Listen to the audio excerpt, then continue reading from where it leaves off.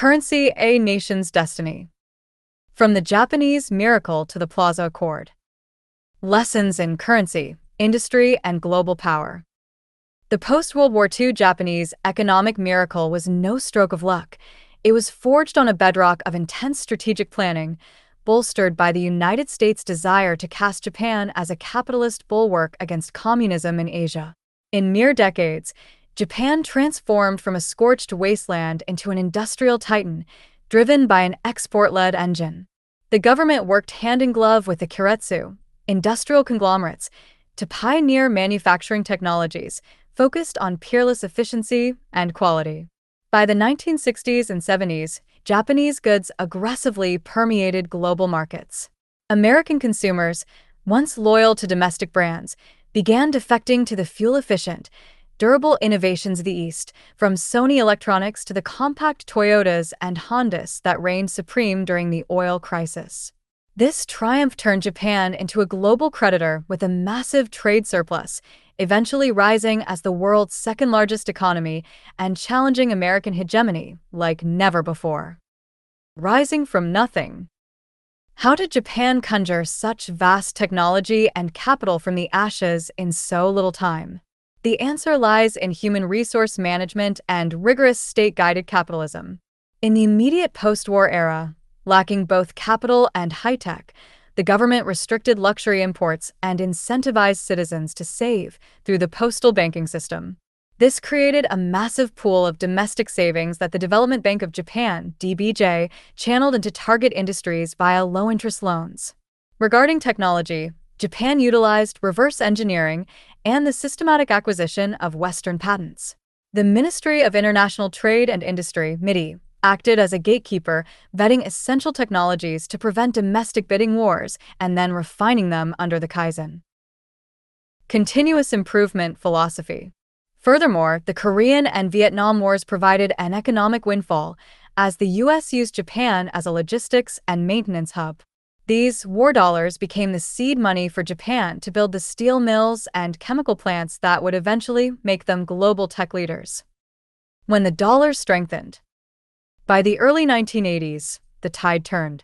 The U.S. faced a severe internal crisis. President Ronald Reagan's fiscal policies, tax cuts paired with surging military spending, led to a ballooning budget deficit. Simultaneously, the Federal Reserve hiked interest rates to combat rampant inflation. This drew global capital into dollar-denominated assets, causing the USD to skyrocket against the yen and the Deutsche Mark. This strong dollar became a double-edged sword, gutting U.S. manufacturing as American goods became prohibitively expensive, while cheap Japanese imports flooded the market. Anti-Japanese sentiment in America reached a fever pitch, culminating in the public smashing of Japanese cars in Detroit, a visceral political pressure that forced the U.S. government to seek a drastic solution. Why quality and value weren't enough. The paradox of American anger, despite benefiting from cheap, high-quality goods, was rooted in the cost of their own livelihood. As Japanese products dominated, the Rust Belt factories of the Midwest shuttered. The automotive industry, the backbone of the American dream, laid off hundreds of thousands. While economists saw a currency imbalance, the public felt an economic invasion. The rage wasn't about the products, it was about the loss of identity and future for the working class, forcing the U.S. government to rebalance the scales of power through sheer force of policy. Devaluing the dollar, the Plaza Accord. This pressure led to the historic meeting at the Plaza Hotel in New York on September 22, 1985. The G5 nations, the US, Japan, West Germany, France, and the UK, agreed to intervene in the currency markets to devalue the dollar. Japan, as a primary stakeholder, had no choice but to concede to the Plaza Accord to maintain global trade stability and support its largest export market. Consequently, the yen doubled in value, skyrocketing from 240 to 120 yen per dollar. This phenomenon, known as Indaka, high yen, devastated Japanese exporters' margins. Overnight, a $10,000 Japanese car effectively cost $20,000 to the American buyer. Japan's primary weapon, price advantage, evaporated instantly. The lost decades. The Plaza Accord wasn't the sole cause of Japan's later stagnation, but it was the catalyst. To counter the export slump caused by the strong yen, the Bank of Japan slashed interest rates from 5% to 2.5% and flooded the system with liquidity. Instead of stimulating the real economy, this wealth surged into stock and real estate speculation. Tokyo land prices reached astronomical heights, and the Nikkei 225 peaked at nearly 39,000 points in 1989 before the bubble burst in 1990. The aftermath left the banking system crippled by non-performing loans, NPLs, which by the late 90s were estimated at over 30 to 40 trillion yen, 6 to 8% of GDP. Rather than aggressive restructuring, Japan chose to sustain zombie firms, leading to decades of sub-1% growth. The painful lesson: keeping a festering wound open for too long destroys national competitiveness more than any currency crisis ever could. Japan's Plaza Accord versus modern-day China. Comparing 1980s Japan to contemporary China reveals the complexities of global geoeconomics. While both were accused of currency manipulation and causing trade deficits, their power structures differ fundamentally. Vulnerability versus sovereignty. In the 80s, Japan's exports to the U.S. accounted for nearly 40% of its total, and it relied entirely on the U.S. security umbrella. For Japan, the cost of saying no was an existential threat to its national security. Market depth. China possesses a domestic market of 1.4 billion people and over $3 trillion in foreign reserves. Unlike Japan, China has built a buffer against external shocks. The shock factor. Japan was forced into a shock adjustment. The yen doubled in years. China has opted for a managed float, allowing the yuan to appreciate gradually while maintaining strict capital controls to prevent the volatility that ruined Japan.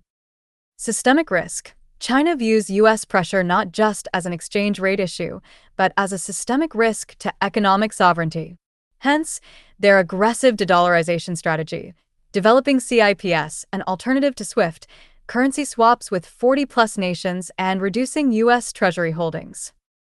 In short, Japan chose short-term pain to preserve the existing world order. China is choosing structural diversification to ensure it is never backed into the same corner. The relocation of industry and the Thai context.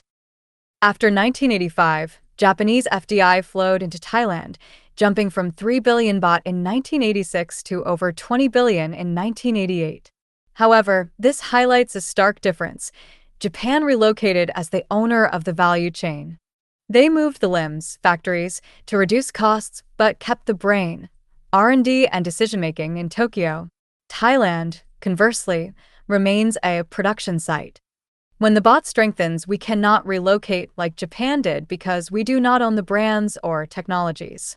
For us, relocation means foreign capital leaving, not Thai capital expanding. Final lessons. Financial sovereignty.